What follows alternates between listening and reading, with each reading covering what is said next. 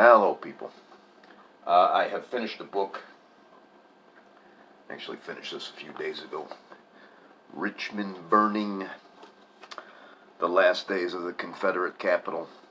When I bought this, I just assumed that the Union troops, the Federal troops, had burned Richmond, but it wasn't. It was the Confederates when they decided to evacuate the city. They lit the tobacco that they had in these warehouses on fire, and the tobacco, and there was cotton in there also. That shit caught the rest of the town on fire and burnt the fuck out of the town. This wasn't too bad of a book. This was written in the style where, I don't know, every 10 and every 8 pages or so, they introduce a couple of characters, and then what they will do is they'll take a couple of sentences from one of their, this is getting darker and darker, they'll take a couple sentences from one of their letters or some shit like that, and Jesus, and they'll just use like 1 or 2 sentences. A lot of people use that style. I would rather read the whole paragraph at least, because I really do enjoy first-hand accounts. I don't have too many notes in here. In fact, I went back after I was done, and I wrote a few things down here. This was 248 pages, published in 2003. The author's name is Nelson Lankford. Unlike other cities, this one was burned by the Confederates themselves, as I have already mentioned. The people of the town, there was actually unionists. There was people that supported the federal government that continued to live in this town. This was the Confederate capital for 4 years. It took them 4 fucking years to capture this town. I've read about Grant's campaigns. Really, it was all just trying to outflank Lee. That's what it all came down to: outflank, because they had gone into trench-style warfare there, and they both tried frontal assaults, and it was too costly. So, since Grant had more men than Lee, he could afford to keep extending his lines. And every time Lee had to extend his lines, that meant less and less people per yard on his lines. And eventually Lee couldn't do that no more, and it would have been Lee's left flank was, as they say, up in the air. And once Grant outflanked him, it was all over. They had to evacuate. The townspeople did not blame Lee for the fire or the evacuation, but it seems that they really hated Jefferson Davis. And I've got Lincoln written down here. Lincoln was kind of a badass. Lincoln was in that town while the fire was still smoldering.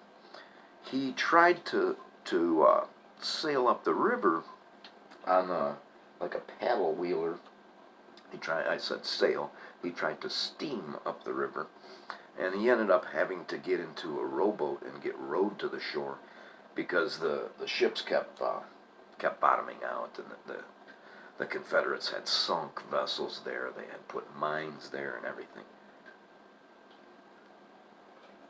The freed slaves that were in that town, 1/3 of that town was made up of slaves. There was a few black people that were already free. I don't really understand how that was working out, but the freed slaves and the poorer white people welcomed the Union troops. The rich people the rich people that made all their money from free labor, they're the ones that weren't too happy about the Union. Then I got some reading here. Bottom of page 189, the top of page 190, and I have plantation owners there.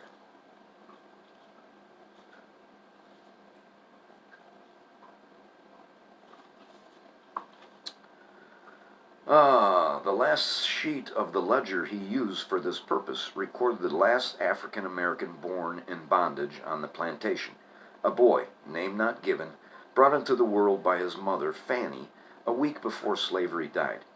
A week after Fanny's son came into the world. Wickham no longer needed to keep the register, for he no longer owned the people. But he did need to come to grips with some new system of labor if work was to proceed. Without missing a day, Wickham shifted to wage labor. Starting on April 3rd, the day of the fire, he began listing agreements with his former slaves, retaining most of them for $6 a month. The working out of new labor relations, not to speak of new social relations between the races, would not be so easily decided elsewhere in Virginia and the South, as they seemed to be at the stroke of Wickham's pen. I have no idea whether $6 a month was good money or what. There was a guy named Weitzel. He was Prussian-born. He was commanding the troops that were actually like southeast of Richmond. And, Weitzel threw out his patrols one day, and he said, well, fuck, the Confederates are no longer in their lines. So they just rushed right into Richmond. They didn't even have to fire a shot. They do have some stuff here about Lee surrendering. I've read some really good accounts of that. Bruce Catton. Lincoln is shot. The Federals begin to overreact after Lincoln is shot. And I think they should have just continued to overreact. They should have hung some people. They should have made everybody sign these oaths of allegiance. Second paragraph, page 223, near the end of the book here.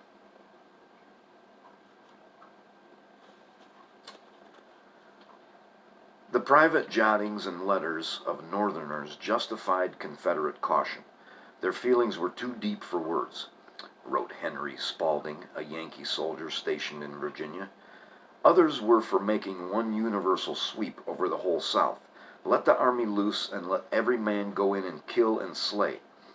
James Hayne, a twice-wounded 22-year-old corporal in Richmond with the 81st New York, condemned traitors who deserve no better fate than be hung between heaven and earth for foul birds to pick their bones.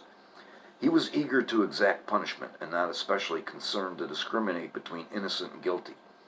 Another private wrote his parents that the army should have accepted Lee's surrender and then butchered the prisoners. We ought to hang every damn rebel in the Southern Confederacy. Third paragraph, 236.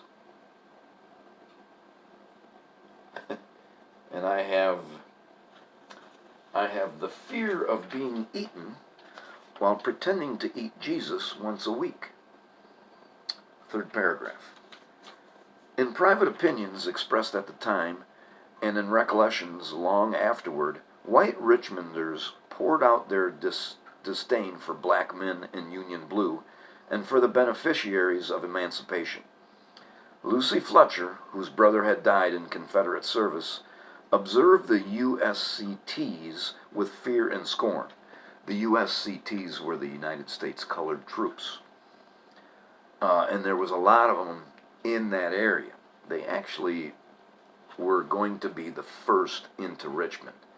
And it doesn't say it in the book, but I'm sure that they called a halt to that and had the white troops enter first, because they didn't, they probably didn't want the USCTs stealing the glory.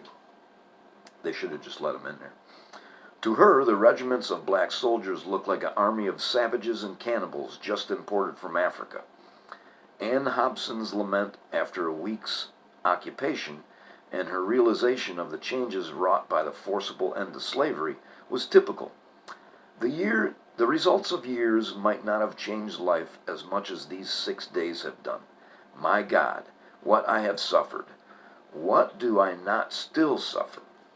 Those were some Southerners' reactions. So they had to get over it, but they haven't really got over it yet. Thanks for watching.